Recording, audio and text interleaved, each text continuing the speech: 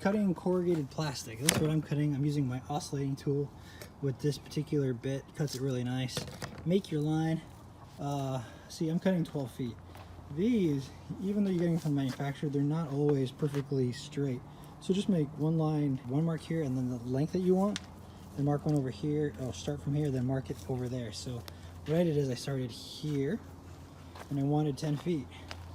So I made my mark here. Then I did the same thing from that side all the way to here. Then from this line, that mark to this mark, I just made my straight line. That way I could follow it. And then just use your oscillating tool to cut these. It actually cuts really smoothly.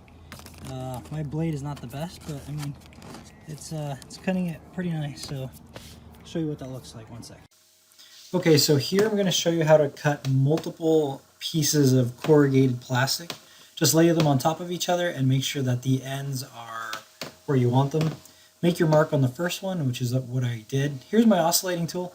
I'm using the oscillating tool because it ends up cutting these much faster and much nicer than if you use a hacksaw or aluminum shears, or even you could use what is it, like wire cutters if you want. But you have to be careful with wire cutters or aluminum shears because you might actually put cracks into the plastic. So here you go.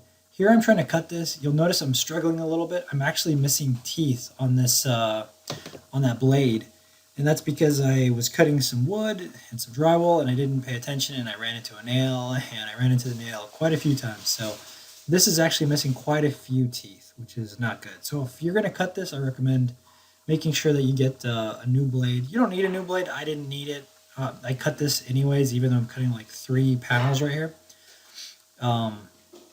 But yeah, it cuts through it really fast and really nice. So I would definitely use this instead of the other technique. Here you can see I have some boogers on it. You could just remove those with your hand, or just go ahead and sand them off lightly. But yeah, I would definitely use the oscillating tool to cut this instead of the other way. Yeah, so if you want to make a sharp cut and not have to deburr all this stuff. So yeah, that's a quick, easy way to do it. I would definitely use one of these oscillating tools.